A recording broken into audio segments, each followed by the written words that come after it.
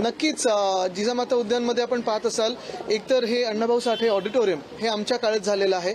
Penguin आणले, त्याच्यातून revenue महापालिकेचं किती वाढलंय ह्याची तुलना जे चित्त आलेत त्याच्याबरोबर करा आणि मग कोण कोणावर काय बोलतंय हे बघायला पाहिजे. महापालिकेचं तुम्ही बोलत आहात त्याच महापालिकेच्या 2000हून अधिक जास्तीचा एफडी जे आहे त्या तोडण्यात आलेल्या आहेत माहिती नाही. आपण एक पाहिलं असेल, मी हे नेहमी सांगत असतो की 1997 मध्ये आर्थिक तूट इथपासून सुरुवात करून साधारणपणे 2022 पर्यंत 92,000 कोटीचे सरप्लस फिक्स डिपॉझिट हे आपण निर्माण केले होते आणि ते सगळे फिक्स डिपॉझिट आपण प्रत्येक बजेटमध्ये प्रत्येक अर्थसंकल्पात दाखवायचं कुठच्या प्रोजेक्टला लिंक आहेत. मग कोस्टल रोड असेल, GMLR असेल, सिवेज ट्रीटमेंट प्लांट असतील, पेन्शन फंड असेल, हे सगळ्यात दाखवायचो.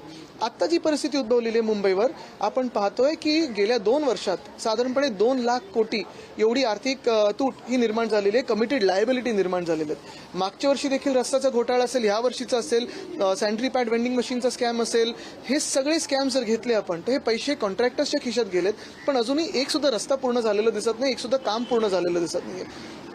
मुद्दा हाच राहतो की हे सगळं जे ओझं आहे ते मुंबईकरांच्या खांद्यावर येणार आहे. आदित्य, आता सणांना सुरुवात होते आहे, पहिला सण गोविंदाचा येतोय. तुमच्या वरळीतल्या जांभोरी मैदानामध्ये भाजपनं पुन्हा एकदा दहीहंडी उत्सव ठेवलेला आहे. कुठेतरी दिवसण्याचा प्रयत्न नाही काय, एवढे पैसे इलेक्ट्रॉल बॉन्ड मधून कमवलेत, कुठेतरी खर्च केला पाहिजे. तर आनंद येते लोकांच्या मध्ये तरी जातो तो पैसा.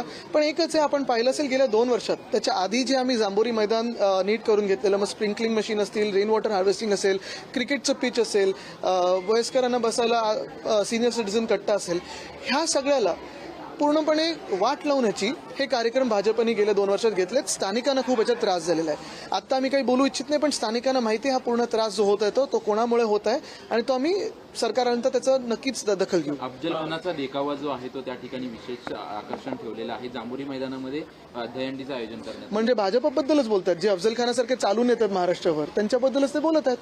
पंतप्रधानांची जेव्हा BKCला सभा झाली होती तेव्हा ते म्हटले होते एफडी ज्या आहेत त्या साठवून ठेवायच्या नसतात तर त्या विकासाच्या. नाही बघा, काय आहे ना की आज देशाची आर्थिक परिस्थिती काय बघा, डॉक्टर मनमोहन सिंग साहेब असताना काय होती आणि आज काय होती. तर कुठचं इकॉनॉमिक्स पाळायचं तुम्ही. आणि महाराष्ट्रात आपण पाहिलं असेल, जे आमचा कार्यकाळ होता, उद्योग येत होते, सामाजिक काही गडबड झाली नव्हती आणि अर्थचक्र कोविडच्या काळी बंद पडलं असताना देखील मॅग्नेटिक महाराष्ट्रासारखे कार्यक्रम घेऊन आम्ही इन्व्हेस्टमेंट आणत होतो. आज आपण पाहतोय एक तर गुंतवणूक येत नाहीये, जी गुंतवणूक आहे त्याच्यावर धाडी टाकले जात आहेत, त्यांना पळवलं जात आहे. आणि मग फायनान्शियल मॉडेल मुंबईला आम्ही सरप्लसमध्ये आणलं आणि ते सरप्लस आमच्या महापालिकेच्या कामगारांसाठी असेल, BSC साठी असेल, मुंबईकरांसाठी टॅक्स न वाढवता केलं.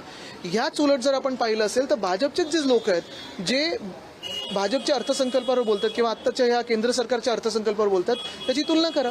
तर मला वाटतं हा चुकीचा कॉन्सेप्ट आहे की फिक्स्ड डिपॉझिट असणं चुकीचं आहे. त्याच्यात देशाची हालत काय झाली, PSU विकायला निघालेले आहेत आणि मग एकाच उद्योगपती मित्राच्या घशात सगळं घालायचं, हे काही ही आर्थिक प्लॅनिंग होऊ शकत नाही.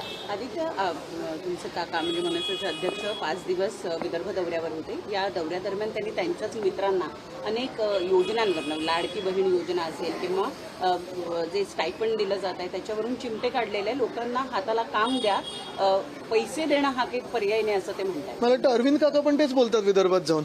त्यांचं म्हणणं आहे की 2 महिने आतापर्यंत लाडकी बहीणचे पैसे येतील, पुढच्या महिन्यात तुम्हाला पैसेच येणार नाहीत. आता मी काही त्याच्यावर बोलतो. आणि वरळी विधानसभेमध्ये ज्या पद्धतीत मनसे नेते संदीप देशपांडे हे निवडणूक लढवणार अशी चर्चा आहे, त्यांची तयारी देखील सुरू आहे. तिथेच अजितदादा गटातले आमदार अमोल मिटकरी यांचे देखील काही बॅनर्स लागलेले, ते देखील निवडणूक लढणार असल्याची चर्चा सध्या. नाही, महाराष्ट्रात 288 सीटवर असं होणार आहेत.